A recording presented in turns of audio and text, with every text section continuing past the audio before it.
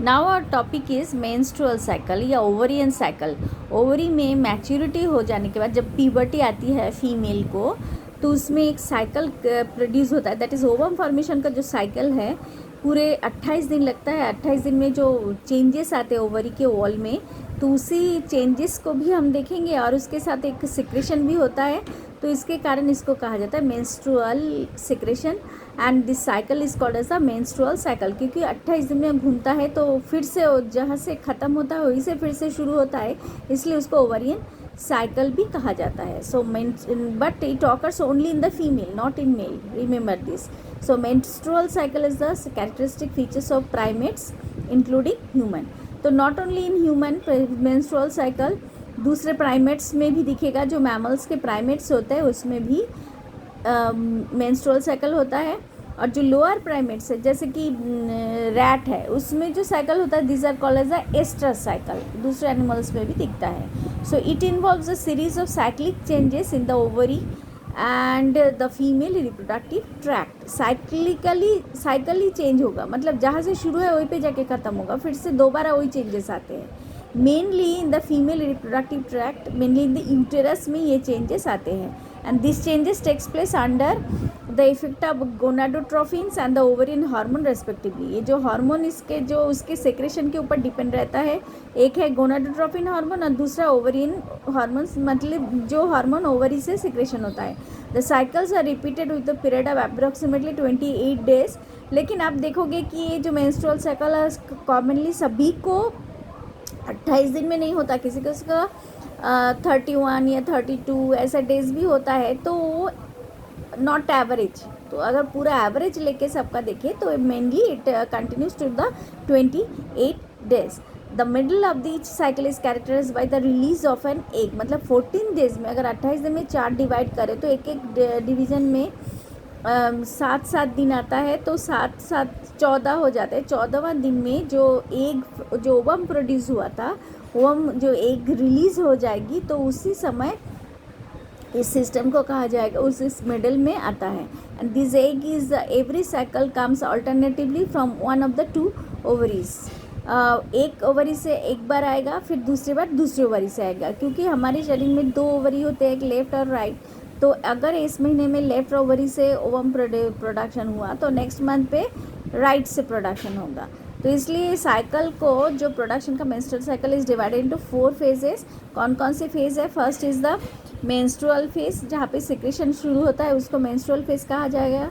दूसरा proliferative phase, मतलब जब प्रोडक्शन होगा सेल का लेयर बनेगा, that is called as a proliferative phase. इसका दूसरा नाम फॉलिक्यूलर फेज या post menstrual phase. Third is the ovulatory phase, जो ओव्यूल्स प्रोडक्शन होगा, मतलब रप्चर होके जब ओव्यूल निकलेगा, that is the ovulatory phase. And last is a secretory, जिसको हम मेंस्ट्रुएशन कहा, कॉमनली हमें जो पता है कि ब्लड निकलता है, तो that is called as a secretory phase. Okay, first at the menstrual phase, the beginning of each cycle is taken as the first day where menses or loss of blood 45 to 100 ml takes place and it lasts for approximately 5 days, 5 दिन, average 3 से लेके 7 दिन तक रहता है। Endometrium of the uterus, इसमें जो uterus के जो वॉल, जो थिक वॉल है, एंडोमेट्रियल वॉल, वो थिक ब्रोकन डाउन हो जाता है, और उसके कारण जो हार्मोन सिक्रेशन होता है that is called as prostaglandin hormone, और इसके प्रोजेस्टेरॉन लेवल को कम कर देता है। किसका? प्रोजेस्टेरॉन, एस्ट्रोजन को लेवल कम हो जाते हैं, और इसके कारण blood, tissue fluid, mucus, endometrial lining and the unfertilized oocyte, जब oocyte फर्टिलाइज नहीं हुआ तो वैजाइना के थ्रू डिस्चार्ज हो जाती है ब्लड के साथ। The endometrial lining become very thin, जो ओवरी के वॉल है धीरे धीरे थिन हो जाते हैं, एंड अबाउट 1 मिलीमीटर थिकनेस हो जाएगा। The menstrual discharge continues for an average 5 days, however this blood does not clot. Normally इसका स्पेशलिटी है कि अदरवाइज जब भी हमारी ब्लड निकलता है उस समय ब्लड क्लॉट हो जाता है, लेकिन इसमें ब्लड क्लॉट नहीं होता, क्योंकि इसमें फाइब्रिनोलाइसिन होता है। अंडरलाइन दिस, फाइब्रिनोलाइसिन होने के वजह से ब्लड क्लॉट नहीं होता। Menstrual phase occurs when an ovulated egg does not get fertilized and it is thereby shed out along with menstruum. तो it is thus called as a funeral of the unfertilized egg, मतलब fertilization नहीं हुआ, that's why ये ovary का funeral, ovary से secretion हो रहा है। And during these 5 days many primordial follicle develop into primary and few of them into secondary follicle and the effect of FSH मतलब follicular stimulating hormone। ये 5 दिन जब चलता है उस समय बहुत सारे प्राइमरी सेल क्या हो जाता है, सेकेंडरी प्राइमरी सेल में बदलता है और उसमें जो हार्मोन फंक्शन करता है that is called as a follicular stimulated hormone. देखो फॉलिकुलर स्टिमुलेटेड हार्मोन ये पहला जो है गोनाडोट्रोपिन हार्मोन लेवल का दिखा रहा है, इसमें FSH का फॉलिकुलर फेस और ये है ल्यूटियल फेस। इसके बाद ये 2 ओवरियन जो है ये 14 डेज़ का जो सिक्रेशन फेज दिखा रहा है, ल्यूटिनाइजिंग हार्मोन का बहुत सबसे ज़्यादा हाईएस्ट रेट है। तो इस समय ये ओवरियन से ये ओवम निकल गया और उसके बाद फिर सिक्रेशन शुरू होता है। फिर next phase is the proliferative phase, ये फॉलिकुलर फेज। इसमें क्या होगा, फिर से वॉल, अगर वॉल ठीक से थीन हो चुका है तो फिर से वॉल का ऐसे ही ग्रोथ शुरू हो जाते हैं। So this phase is the duration between the end of the menstruation के बाद शुरू होगा और ओव्यूलेशन के बाद। और इस फेज़ में वेरिएबल देन अदर फेजेस के साथ साथ ये टाइम चेंज हो सकता है। 5 से लेके 13 डेज तक मेंस्ट्रुअल साइकिल चलता है। उस मेंस्ट्रुअल साइकिल के 5 से लेके 13 डेज तक ये स्टेज जो डेवलपमेंटल का स्टेज शुरू हो जाता है। A few 6 to 12 secondary follicle proceed to develop, but usually one of them develops into a Graafian follicle। उसमें से एक ही Graafian follicle बनता है, एक्सेप्शनल केस अलग है लेकिन नॉर्मली एक ही बनता है। And the other secondary follicles degenerate, बाकी जो है वो जो अलग अलग सेल है वो डीजेनरेट हो जाता है। The process of the degeneration is called atresia. ये जो डीजेनरेशन हो जाता है धीरे धीरे जो छोटा पड़ जाता है इसी प्रोसेस को कहा जाता है atresia. And developing secondary follicle secretes the hormones estrogen. इसमें सेकेंडरी फॉलिकल जो प्रोडक्शन हुआ फिर वो लोग तैयार होते थे ईस्ट्रोजन हार्मोन सिक्रेशन के लिए। The stimulation for proliferation of new follicle is influenced by gonadotrophic releasing hormone GnRH, which stimulates release of follicular stimulating hormone. Endometrium begins to regenerate under the effect of the gradually increasing quantity of estrogen, and regeneration into involves formation of endometrial cells. Endometrial or uterine glands, a network of the blood vessels, thickness of endometrium reaches 3 to 5 millimetre. जो wall जो है फिर उसमें thickness आता है 3 to 5 millimetre. Next is the ovulatory phase, मतलब ovum production जो release होगा। It is shortest phase of menstrual cycle. It involves rupturing of the mature Graafian follicle and release of ovum secondary oocyte into the pelvic cavity usually on 14th day. ये जो 14th day का जो इस समय ये ovulatory phase मतलब यहीं से शुरू हुआ था, ठीक है।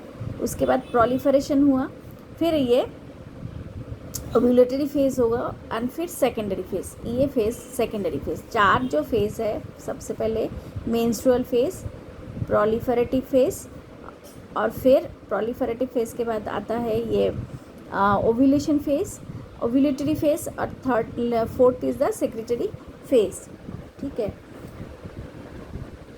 It is the shortest phase of menstrual cycle. It involves rupturing of the mature Graafian follicle and release of the ovum into the pelvic cavity. Usually on 14th day of menstrual cycle, the rapid secretion of luteinizing hormone by positive feedback mechanism causes the mature follicle to rupture.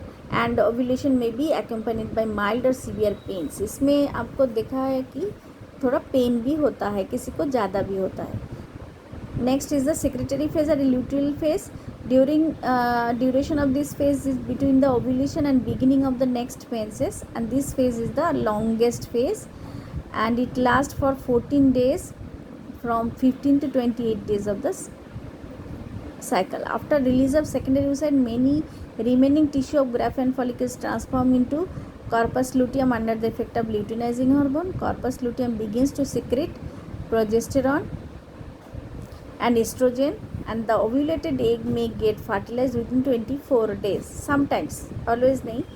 However, in the absence of fertilization, corpus luteum can survive for only 2 weeks. मतलब जो Graafian follicle है उसमें से ovum जब निकल जाता है उसका जो स्टेज आता है उसको कहा जाता है corpus luteum, and only 2 weeks and then degenerates into white scar called corpus albicans. The corpus luteum releases progesterone, small amount of estrogen and inhibin. ये जो हार्मोन का नाम आपको रखना है, one is the estrogen, दूसरा है inhibin.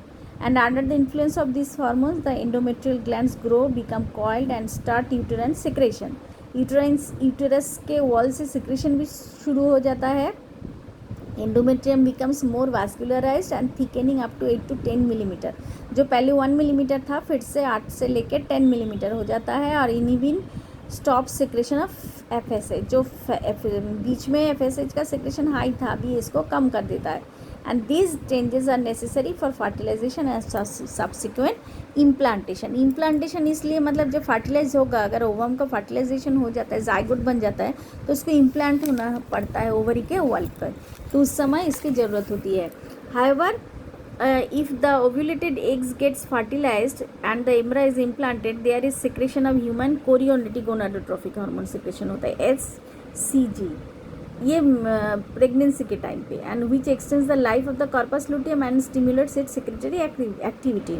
Presence of HCG in menstrual blood and uterine is an indicator of pregnancy. Pregnancy test जो होते हैं उसमें देखा जाता है कि HCG हार्मोन प्रेजेंट है या नहीं. And in absence of fertilization next menstrual cycle begin. Next month में फिर से मेंस्ट्रुअल साइकिल शुरू होता है.